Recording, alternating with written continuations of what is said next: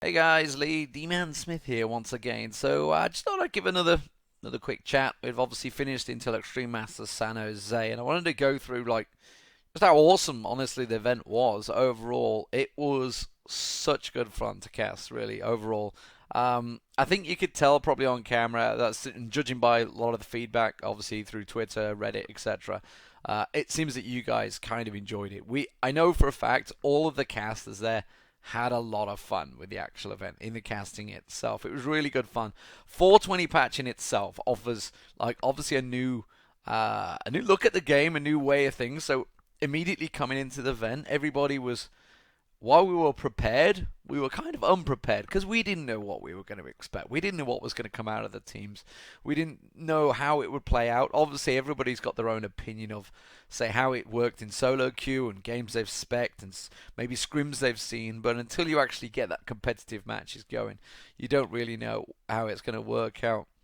And obviously, overall, at the beginning of the event, it's always the great thing about these events is generally meeting the people, meeting the new and old friends. Obviously, when I got there, it's been probably probably about 6 weeks since obviously there. Jack, Kobe, River, all there. These are guys that I don't know when I'm going to work with next. So it was great to obviously meet them. Shocks again, big hug from Shocks as always. Came over from Berlin, where she's now based. So I was obviously not in the same city as her anymore, like I have been for the last 2 years or so. Um, Obviously, Saint Vicious. Haven't seen Saint in a very long time, honestly, because I just don't even know when our paths last crossed.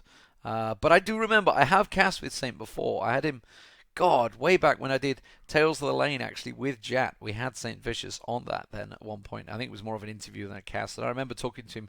I think he was in Korea with COG at the time. It's that long ago, so it's been ages since. Obviously, I've seen him since then. But Monte Cristo, obviously, there. I actually got to talk with Monty this time around. I didn't really get to talk to him much at Worlds, so it was good to have a good chat about all the things. Obviously, myself leaving Riot was a pretty big talking point in itself, so we had a good old talk to that. And the Snoopy as always. Good banter, mate. Good banter with Snoopy as ever. But I also met Baroncast, if you remember that guy. IPL is from. He used to cast alongside Hat Person. Always gone on really well with him. He's obviously over at Blizzard. He has been for the last 2 years now, I guess, since they joined there. So it was good to see him. And as always, the Twitch guys, Garvey, Tosspot, and Rio. You guys probably don't even know these guys. James Duffield, who just hosted the DreamHack CSGO. So Scoot's in there. And this is the best thing. And let's not forget also Archbishop Nick Allen. He came and gave me the official excommunication news. If you haven't seen that, Esports Express, hats off to them. It was a funny news piece written by them. But yeah, it was great to see so many people over there. Hell, I even got to do some pre-event Christmas shopping. Me and Shocks went to the mall and I got all the presents in for my girlfriend, which is great. Getting in 1st of December, I got that in. That was impressive. But yeah, moving on to the casting itself, I think, as I said at the start, I think it showed that everybody was enjoying the freedom they had. Obviously, I cast alongside Monty and Saint, and you guys. I know there was a lot of perceived possible negativity on it. Maybe there was a lot of you excited about it, and there was also a lot of you going, "Oh, it's going to be argument." But I think it showed that actually, they're both professionals, and honestly, the casting was great. The content was great because, especially if you think of the finals where they were both on the analyst desk, and Monty comes out with one idea of a tactic that how they could approach the game, and then Saints were like, actually they could also approach it this way. It wasn't an argument. It was just great to have two sides of the analyst desk rather than everybody basically nodding and agreeing with the same thing. So weren't just saying the same content. So it was great to see two different tactics, two different approaches to a game. And that's what you always want from the analyst desk. That's what we want from casters. When you've got multiple analyst guys on there, you want different approaches to it, and it's great that it worked out that way. And honestly, I felt the casting itself was fantastic with Monty and Saint. Yeah, and they're just overall there was a freedom with the event, like the freedom with the casting, etc. And I think a big part of that came to the fact we weren't using prompter like we have been in the LCS for the last 2 years. Um, and it was just raw talent really just going at it, just coming up with the ideas, talking whatever's in their heads. Now, obviously, I understand the prompter side of things. I really do.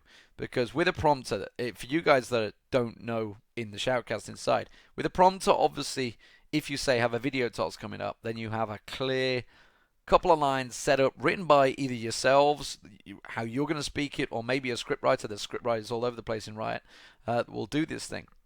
And obviously for that, you have a clear video toss. Exactly like the production know exactly when that toss is coming. Whereas obviously if you're doing it live, then you've got a producer kind of saying, "Can you do this?" In your ear. And yeah, and obviously you'll do the toss, but obviously they're not 100% clear on the exact toss. And personally yourself, you've got to think it up on the spot. And from that point of view, I actually think Riven did a fantastic job on the analyst desk. He hosted that awesome. Considering he was kind of thrust into it, obviously he hadn't done any hosting this year at the Worlds. He did it last year. Him and Trevor shared the role last year, but this year he hadn't been done it. It was Trevor. Trevor was did everything. Quick shot for you guys. But yeah, Riv came into that and absolutely nailed that hosting job. Honestly, he did a really good job. And moving on, obviously the casting itself. We had a lot of fun with the ARAM, as you guys are sure about. But the six caster fun was fantastic overall. Really, really enjoyed that. We didn't really know how it was going to work because we were just like, well, we're going to have everyone cast. We'll just see how it goes. Obviously, we were down to six because Saint and Snoopy were both playing in the game. So we did actually have a spare slot at the desk. We had a couple of ideas. First, we were going to say anyone in the audience that wants to cast. But then we thought, wait, that's probably not best for security and stuff. You're probably going to get a couple too many people running up the stairs. So we didn't want that. Another idea, which actually we settled on but couldn't quite do, is we were going to get Day 9 on the caster desk. And I think that would have been fantastic. Because obviously it was just a fun thing. I mean, like he was saying, it's like, I don't really know the game, but it would be great fun to do. He was all completely up for it. But sadly, it didn't work out because obviously schedules were running at the same time that StarCraft had their game running, and I think he was casting. Yeah, he was casting with Kalaris for a quarterfinal at the time. So we knew it was going to be close, tight on scheduling. It depended how their first games went, whether he'd be casting or whether he'd be off and free on the analyst desk, and maybe we could grab him for that game. But sadly, it didn't work out. But yeah, he would have been on the desk, so it would have been 7 people casting instead of 6, which would have been absolutely crazy. And I'm sure you guys, I know. Obviously, we had a lot of love for the 6 casting, but I know if Day 9 was on there, you guys would have lost your shit. So it wasn't to be. But yeah, I mean, overall, as the event, like I was talking about, obviously the fact that all these other casters are there. The fact is, in the green room we always generally have a green room where basically all the casters can dump all their stuff and all basically sit when you're not casting. 17 of us, I think, roughly in there. And it was a big old thing up. I mean, let's face it, it's San Jose Sharks. It's a big old hockey stadium, massive changing room. So we basically took over one of the changing rooms, and there was a ton of us in it. All the StarCraft guys, all the League guys. Everybody kind of knows everyone because we've all done events so many times. It was really good fun, honestly, to just mingle, talk. Like pre-show, I think most of us were all there by 8:30. The show didn't start till 12, so obviously we had rehearsals like 9, 10 o'clock. And then you got a couple of hours to kill while you're getting changed, people getting makeup, etc. Obviously, you can see I've not got makeup on here, that's for sure.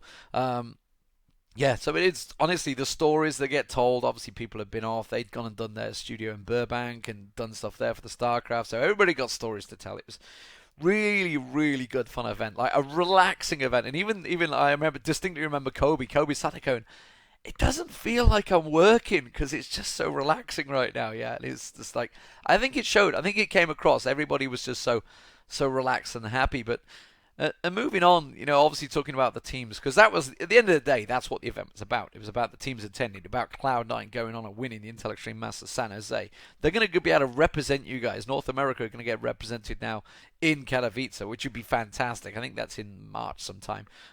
It's always been an amazing event, and I'm looking forward to seeing Cloud9 there. They were dominant, and the question is, was it because everybody else wasn't ill-prepared? And I don't think it was. I know for a fact that a lot of the teams had practiced for 2 to 3 weeks running up to that event. Now, that's quite a lot. And bearing in mind, obviously, the LCS will be starting, I guess, January, February, whenever it's scheduled to start. I don't know whether they've released a schedule yet. I certainly haven't seen it myself. But I guess Obviously they're starting the run up, but ordinarily they'd probably have the Christmas break and then they would start practicing. So these guys had kind of practiced a little bit early, so they were starting to get in there. But there's also a lot of teams out there with new rosters right now that want to practice, so it's not too hard to find practice partners. But going into the event, I know Alliance and TSM had scrimmed a lot. And TSM had dominated Alliance, as far as I can tell in those scrims, from what I was hearing. So we were coming into the event naturally assuming TSM, very strong Santorin coming into it. Obviously, as the case was, that wasn't to be. Now TSM, like I said, they were beating Alliance. Alliance looked good against Cloud9. Like that best of 3 series legit could have gone either way. If you think back to the final game of Cloud9 Alliance, it really was just, it ended so fast. There was just a few plays in the mid lane, and then next thing they were over the bot lane, and they caught somebody out and pushed and won. And that was it. The game was over in 5 minutes. It was like, whoa, this was an even game that just finished quick. So yeah, TSM by all accounts were strong. Unicorns of Love just completely caught them off guard. I think that's what it is. They had a really good show in the Unicorns of Love. They are nice guys. And I don't know if you guys at home, I don't know how much you twig on this, but Unicorns of Love, there was 3 guys that came up for interviews, all 3 of them. Like, ordinarily you go to a LCS team, be it a new team, an old team, and you're like, I want someone for an interview, like Shocks would be asking them, and they'd be like, ooh, and it'd just be like one guy. You'd always get Peke. You'd always think, we'd always try and push for other people, but you'd always get that one guy from a team. So Youngbut would always come up from the Copenhagen Wolves, etc. Right? You wouldn't get too many other people pushing up there. This is a brand new team that came up, and 3 of them were quite happy to go up there. And honestly, all 5 of them probably will do interviews throughout the EUS. I'm really looking forward to seeing what they're doing, because it was a very fresh new way of looking at League for them, and which is actually ironically probably the patch working in its favor. But we saw them in Challenger when they were qualifying, and then they knocked out Millennium to reach that LCS spot. How they were bringing fresh new stuff. This is a team that's brought out Poppy, Twisted Fate, Jungle. There's so many different things in there, and there's so many refreshing new ways of looking at the game that I hope from the European perspective, it livens up the EU LCS, because everybody had fell into the set way of playing. Excuse me.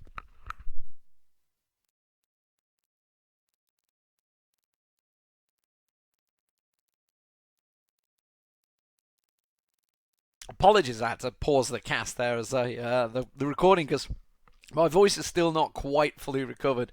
You may have noticed actually on the last day, my voice is already going out, as it is again. Excuse me, is pretty much dying off, because I partied pretty hard after the last day. Honestly, Intel Extreme Masters San Jose has probably been the most fun event I've had in probably well over a year, I think. I really enjoyed that event. I think there was a lot of freedom with myself. Obviously, I'd made the decision to leave Riot. That had been bearing on me pretty much throughout all of Worlds and a few months of the LCS as well.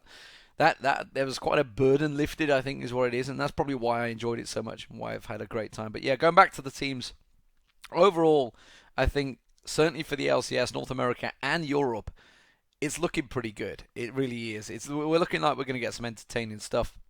Really commend Riot on these changes. They've gone fairly aggressive this time, I think, on the changes. Obviously, we had some pretty big changes to support last time around, and a couple of jungle shuffles, and a lot of people like, ooh, not sure, a few new items.